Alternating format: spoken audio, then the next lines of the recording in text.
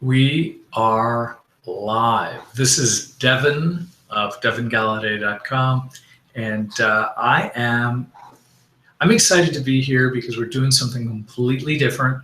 We're doing sort of like, how do I describe this? And when I was a kid, what I would do is I would take this old electronic stuff and a soldering iron, and I would wield stuff together to make it all happen.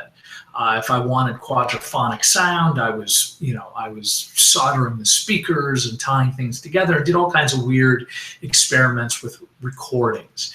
And so as technology has progressed, my soldering iron eventually got sold at a garage sale, but it's still a little confusing. So what I'm doing this week is I'm either looking at the green dot that is on my computer doing this live teleclass. And if you're here or not, great, it's wonderful, because I'm also going to have replays of this particular call.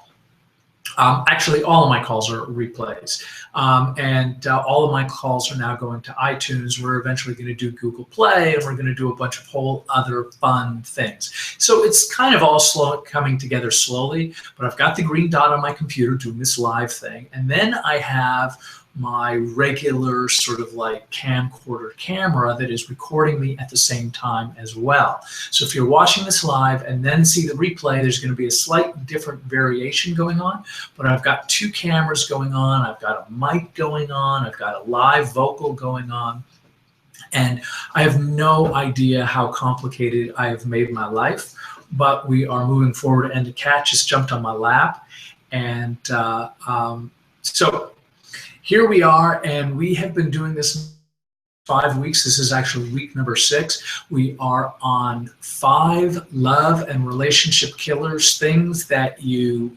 probably do to some extent in your relationship that you want to stop immediately, at least if you're looking to maintain a long-term, happy, loving, supportive relationship. This week is punishment. Punishing, the act of punishment. It is the thing, like, it seems so obvious, don't punish the other person, but we do have a natural tendency to do that. I will explain why in a couple of minutes, but first, a little bit of house cleaning. The house cleaning is that I mentioned it earlier, and I've mentioned it last week.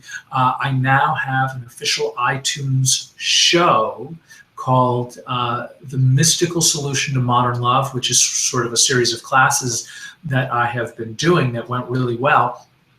But it's now going to be an iTunes thing. It's not going to be sort of like the super deluxe class, but it's going to be these presentations that I do every week, Wednesday at noon Pacific Standard Time, to share with you all. And so it'll be available in 2 forms, in audio, so if you want to take it with your workout, and video. And part of the reason why I'm doing this this extra camera thing is because, to be quite honest with you, the teeny camera that's attached to the green light that I get to stare at on my computer is really pretty amazing, but never really translates all that well. So I want you to have sort of like the best video possible. I know that I would be discouraged and distracted by audio that isn't freaking great, and video that isn't great. So, this live stuff, we're going to do the best that we can. Maybe technology and internet connections will speed to the point where we can really bring a beautiful signal. But for the time being, it's, the live signal is going to be the computer. The video camera is going to be the replays, and I'll put my beautiful head and tail on it. And the show is going to be identical. Maybe I'll do some cutting to trim it up, but so it'll be that. So we've got a new iTunes show coming up. I've got a couple telesummits that are going to be next couple of weeks. Matter of fact, I did a lot of sort of like interview things in the last week, which was really exciting. So I'm going to be sharing more about that with you next time. I also want to tell you, when I brought up the Mystical Solution to Modern Love, we have a killer 6-week class. Sessions are like an hour, 90 minutes long, where we really dive deep into Kabbalah with the K and the Q and Taoism, and some really wonderful tools and a system that will enhance your love life. Whether you have a pretty good relationship, whether you are currently in a terrible relationship, whether you love the other person a lot, but you're just not coming together, or whether or not you are simply looking for love. We're going to cover all of that more, including wonderful things like soulmates, and all of this is spiritual solutions. That means the ball is in your court. All you have to do is take small, and I repeat, small incremental actions that. And if you, by the way, if you are currently, like, you already have tools in your toolbox and you know what they are, use them, try them out. The worst that could happen is that you're left with the same results that you're not happy about now. So moving forward, we're talking about punishment. We're talking about punishing the person that you're supposed to love, and it's a terrible thing. And we don't want to, but we do because we are probably hurt, or we are probably in some kind of fear. Fear that we're not going to get what we want, or we're going to lose what we already have, and we're uncomfortable. And more often than not, and this sort of is a lead-in from last week's session, which was about blaming. When we're pointing fingers and when we think we're right, we feel justified. And punishment is just a slight rationalization beyond that place of blame, where we feel not only can we punish the other person, but perhaps we should. Perhaps we should teach them a lesson, like as if we were teaching a child, and not to suggest that punishing a child is all that great of an idea either. But the point is that we want to stand our ground, and we want to punish this other person because we feel the right and the need to do so. We need to stand up for ourselves. I would argue that there's much, much better ways to do that. We're going to talk about that in a second. But we feel that punishing the other person is the right way to go. And this could turn into the form of name calling. It may be even more of a passive aggressive thing, which is really the sort of the larger issue that we're always dealing with. The larger issue is that when we are passive aggressive, we can do it completely unconsciously. And it might be, well, I'm just not going to talk to you, or I'm going to withhold love from you in order to justify protecting myself. Or I may just not be as nice as I used to be. Pardon me, I have a scratch in my throat. Welcome to live presentations. So we have these feelings that build up inside. Maybe somebody did something wrong. Maybe they did something human. Maybe they did something on purpose, maybe to get back at us.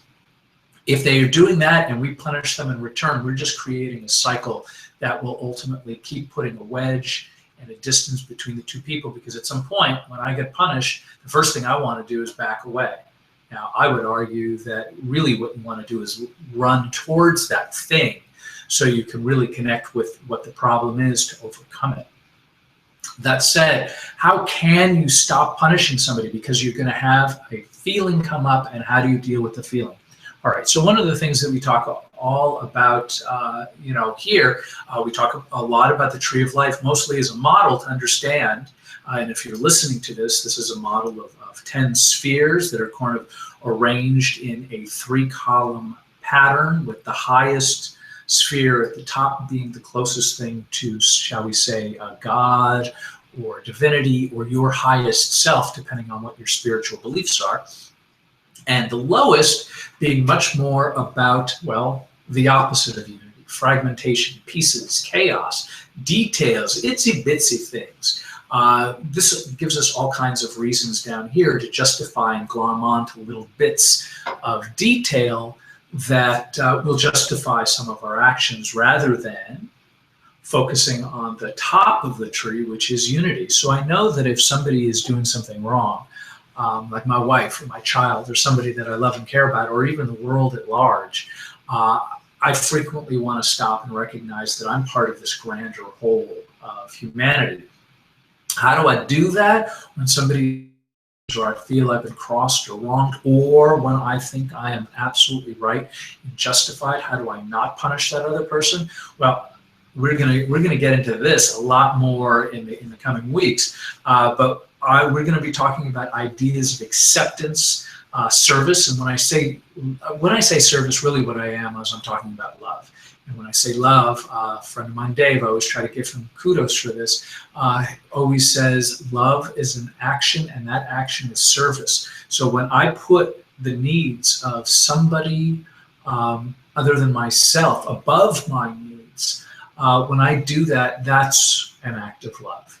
So we're going to talk about acceptance, service, as in love, compassion for somebody else's fault, responsibility, and the ability to stay present.